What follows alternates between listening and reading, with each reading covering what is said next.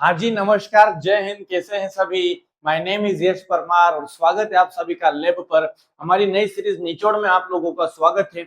ये सीरीज आप लोगों को हर तरफ से मदद करने वाली है।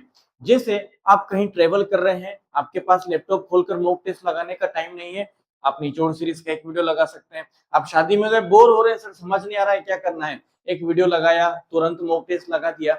ये सीरीज में हम लोग क्या करने वाले हैं, 10-15 मिनट में टॉपिक वाइज किसी भी टॉपिक के 50 क्वेश्चन को रैपिड फायर सीरीज में करेंगे, जो आपको क्विक रिवीजन में मदद करेगा। तो विदाउट वेस्टिंग एनी टाइम शुरू करेंगे। फर्स्ट क्वेश्चन आप लोगों की स्क्रीन पर ये रहा, malaria is a disease caused by. Sir malaria जो होती है आप लोगों को पता है प्रोटोजोआ के कारण होती है।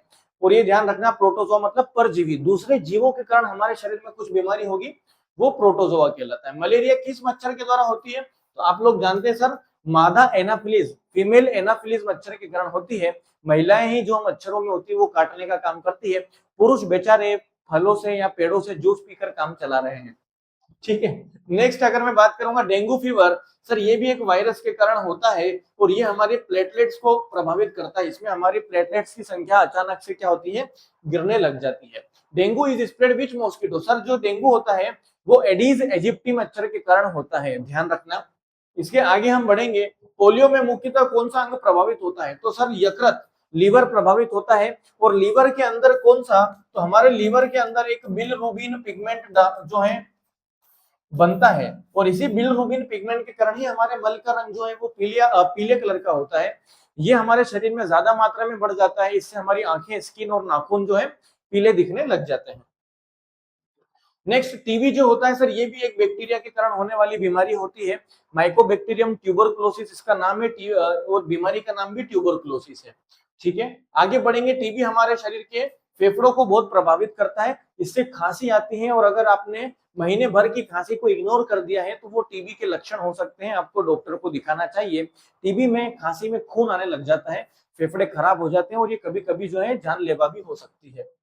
इसके अलावा हम बात करेंगे AIDS, acquired immuno deficiency syndrome. याद रखना, एचआईवी इसका वायरस होता है, HIV human immuno deficiency syndrome, और इसका जो टेस्ट होता है उसका नाम है आपका एलिजा। ठीक है। एड्स के बाद आता है डायबिटीज, मधुमेह जो होता है वो इंसुलिन की कमी से होता है। इंसुलिन हमारे शरीर में एक क्या है, हार्मोन होता है जो पेनक्रियाज निकालता है, और यही पेनक्रियाज का जो इंसुलिन है ये क्या करता है, हमारे शरीर में जो ग्लूकोज है उस ग्लूकोज को फैट में कन्वर्ट करेगा, फैट में बदलता है। नेक्स्ट अगर मैं बात करूंगा गोइटर, घेंगा रोग, तो घेंगा रोग हमारे शरीर में आयोडीन की कमी से होता है। ये रहा आपका ऑप्शन बी करेक्ट आंसर। रतौंधी किस विटामिन की कमी से होता है? तो ध्यान रखेंगे, रतौंधी मतलब रात में कम दिखना, ये आपका विटामिन ए की कमी से होता है। फिर विटामिन, अच्छा स्कर्वी की बात हो गई है, स्कर्वी विटामिन सी की कमी से होता है। मसूड़ों में कालापन, सूजन, और जो है कभी कभी मसूड़ों में से जो है ब्लीडिंग भी होना शुरू कर देता है। समस्त खट्टे पदार्थों में आपको विटामिन सी मिल जाता है, तो उसको आप लेते रहिएगा। ठीक है, आगे बढ़ेंगे। रिकेट्स, सर ये विटामिन डी की कमी से होने वाला रोग है, हड्डियों को नुकसान पहुंचाता है, शरीर में खून की मात्रा कम हो जाती है, इसलिए इसको सूखा रोग, शरीर सूख जाता है, सूखा रोग इसको बोलते हैं। इसके बाद बेरी बेरी, विटामिन बी 1 की कमी से होता है। सर ये हमारे शरीर को कमजोर कर देता है, हड्डियां जो होती हैं इसमें कमजोर हो जाती है, चमड़ी भी रूखी सूखी बन जाती है। इसके अलावा अगर हम बात करें एनीमिया, सर ये हमारे शरीर में लोहे की कमी से होता है, और लोहे की कमी मतलब हीमोग्लोबिन में असर पड़ेगा, और हीमोग्लोबिन में असर पड़ेगा मतलब आरबीसी पर असर पड़ेगा। ठीक है, चलिए आगे बढ़ेंगे। किस रोग को हाइड्रोफोबिया बोलते हैं? तो सर रेबीज जो होता है इसको हाइड्रोफोबिया बोला जाता है, मतलब पानी से डरता है, या फिर कभी कभी कुछ जानवर हमको काट लेते हैं तब भी रेबीज जो है हमको फैल जाता है।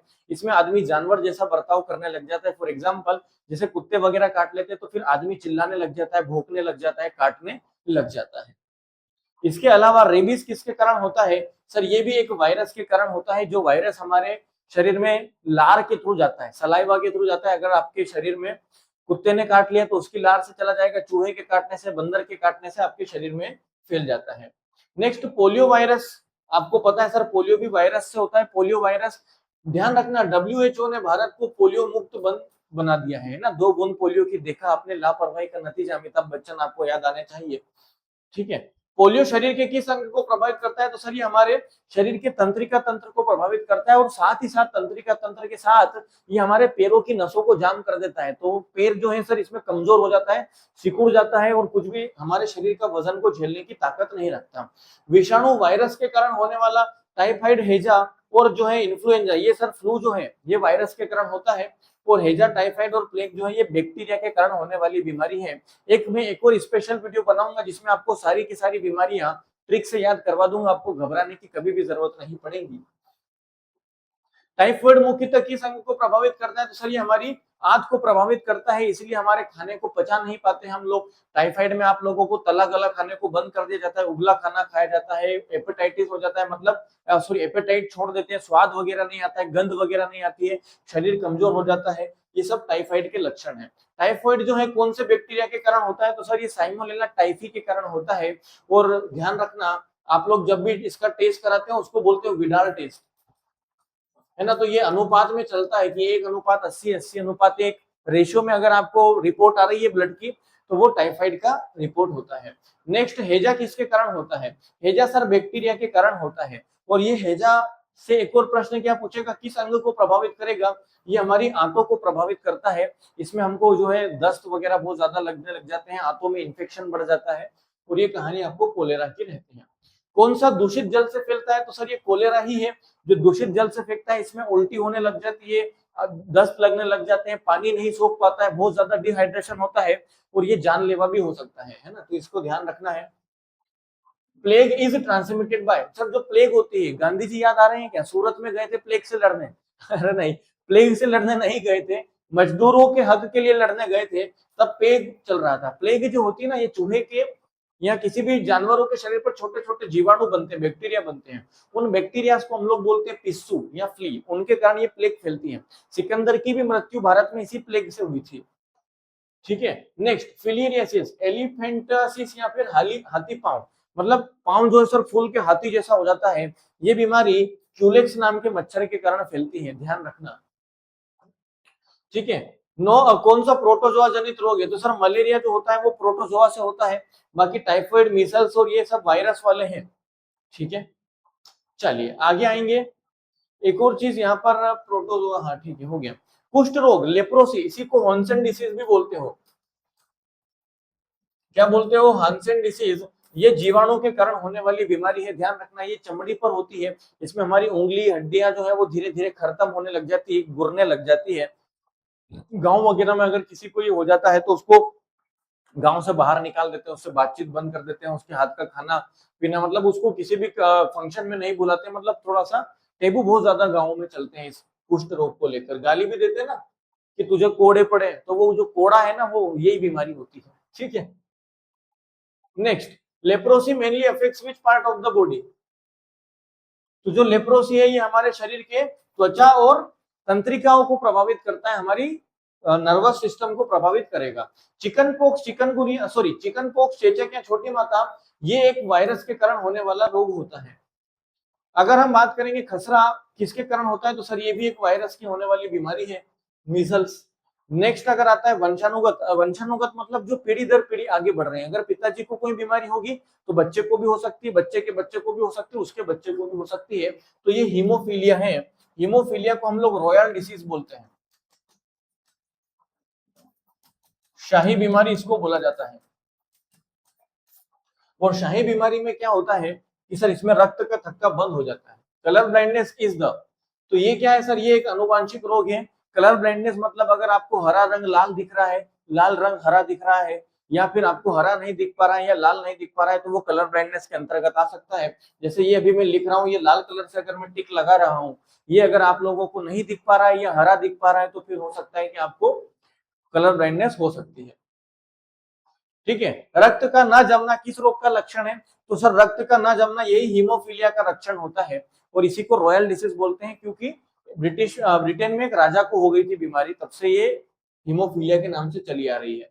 सिकल सेल एनीमिया, सर हमारी जो सिकल सेल होती है वो ऐसी रहती है, मतलब आरबीसी जो रहती है वो ऐसी शेप में रहती है, तो अच्छे से काम करती है। कभी कभी बीमारी के कारण वो सिकुड़ कर ऐसी हो जाती है, इसलिए हम लोग इनको अनुवांशिक रोग बोलते हैं। ये सिकल सेल एनीमिया होता है। ठीक है। चलिए 37 क्वेश्चन पर हाइपरटेंशन किसको बोला जाता है? उच्च रक्तचाप को ही हाइपरटेंशन बोला जाता है। ठीक है, बहुत ज्यादा ब्लड प्रेशर बढ़ रहा है तो हाइपरटेंशन होता है। नेक्स्ट, न्यूमोनिया किस ऑर्गन के कारण होता है? तो सर न्यूमोनिया हमारे फेफड़ों के कारण होता है। जब हमारे फेफड़ों की नलियों में पानी या कफ इकट्ठा हो जाता है तब न्यूमोनिया बोलते हैं। फिर इसको क्या किया जाता है सर, जो है भाप दी जाती है जिससे कि ये पानी पिघल जाए। निमोनिया मुख्यतः किसके कारण होता है? सर ये भी एक जीवाणु के कारण होने वाला रोग है, छोटे बच्चों को काफी होता है। क्वाशियोरकर प्रोटीन की कमी से होता है और इसी का बड़ा भाई है मारास्मस, ये भी आपका प्रोटीन और जो है कुपोषण के कमी से होता है, मतलब पोषण की कमी से, कुपोषण के कारण ये बीमारियां होती हैं जो शरीर को नुकसान पहुंचा सकती है। ठीक है, चिकनगुनिया किस मच्छर से फैलता है? सर ये हमारा एडिस मच्छर से फैलता है, ये ध्यान रखना। स्वाइन फ्लू ये एक वायरस के कारण होने वाली बीमारी है, हमने देख लिया है। विटामिन B12 की कमी से हमारे पास पर्सिनियस एनीमिया होता है जो हमारे शरीर को काफी नुकसान पहुंचा देता है। इसके अलावा रिंग वर्म, सर ये दांत खाज खुजली सारी की सारी जो है कवक के कारण होने वाली बीमारी है, फंगस के कारण होने वाली बीमारियां हैं। ठीक है, एथलीट फुट ये भी कवक के कारण होता है। इसमें हमारे पैरों की जो उंगलियां ना उसके यहाँ पर कट लगने लग जाते हैं। मतलब अगर कोई भी आपके शरीर का पार्ट बहुत ज्यादा समय तक गीला है या आप गीले कपड़े पहन रहे हैं या पसीना आ रहा है, आप उसको साफ नहीं कर पा रहे ठीक से, तो फिर वहां पर जो है फंगस कवक लग सकती है। निम्न में से किस अभाव, अभाव मतलब होता है सर कमी से होने वाला रोग, तो घेंगा रोग जो है ये आयोडीन की कमी से होता है। और ध्यान रखना ये हमारे शरीर में थायराइड ग्लैंड को प्रभावित करता है। ठीक है, जिससे क्या होता है, आदमी का जो गला है, थायराइड ग्लैंड गले में होता है तो गले में सूजन आ जाता है, बाहर ये थायराइड ग्लैंड लटक जाता है। इसी के चलते ही आयोडीन की कमी की पूर्ति के लिए भारत में आपने देखा होगा ना, आयोडीन युक्त नमक, देश का नमक, ये नमक वो नमक, ये सारी कहानी यहीं से आई थी। Next 48 ORS, oral rehydration solution इसको बोलते हैं सर, ध्यान रखना। ओरल रिहाइड्रेशन सॉल्यूशन ये दस्त और डिहाइड्रेशन वालों लोगों को दिया जाता है। ठीक है, आप लोग जानते हैं। नेक्स्ट 49 विडाल परीक्षण किसके लिए होता है? तो सर अभी देखा हमने टाइफाइड के लिए विडाल टेस्ट होता है। अंतिम प्रश्न आपका, ब्लड कैंसर को हम लोग नॉर्मल भाषा में ल्यूकेमिया बोलते हैं। तो ये था हमारा आज का वीडियो, उम्मीद है आप लोगों को अच्छा लगा होगा। अगर आप इस वीडियो को पहली बार देख रहे हैं तो हमारे चैनल को सब्सक्राइब करें, अपने दोस्तों के साथ शेयर करें, गरीबों का भला करें। अगर वीडियो पसंद आया है तो वीडियो को लाइक करें। मिलते हैं नेक्स्ट वीडियो में, तब तक के लिए जय हिंद।